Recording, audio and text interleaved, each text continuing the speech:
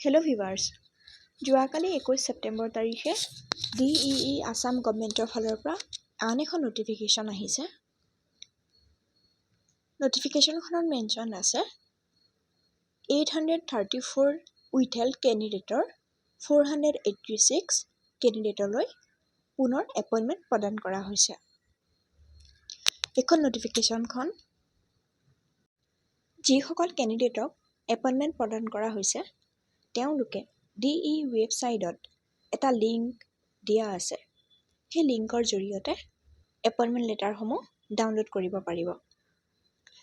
আৰু যদি তেওঁলোকৰ নামৰ সাল সলনি বা যদি কিবা কাৰেকশ্যন কৰিবলগীয়া থাকে তেওঁলোকে গ্ৰিভেন্স ফাইল কৰিব পাৰিব। আন এটা লিংক আপলোড কৰা হ'ব 22 তাৰিখে অৰ্থাৎ আজি।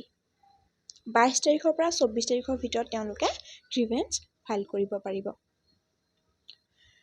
ইয়াৰ লগতে কোৱা হৈছে 6 শ্বেডাউল এৰিয়াজৰ যিসকল কেণ্ডিডেট তেওঁলোকৰ 6 শ্বেডাউল এৰিয়াজ অথৰিটিয়ে তেওঁলোকৰ এপইণ্টমেণ্ট লেটাৰবোৰ প্ৰদান কৰিব।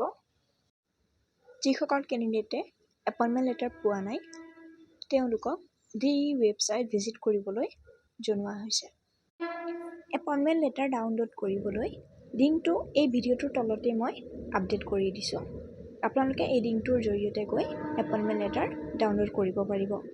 লগতে DE ৱেবছাইটৰ লিংকটোও মই আপডেট কৰি দিছোঁ। আপোনালোকে লিংকটোলৈ গৈ DE ৱেবছাইটত ভিজিট কৰিব পাৰিব। আশা কৰিছোঁ ভিডিঅ'টোৰ পৰা লাভান্বিত হ'ব। ধন্যবাদ।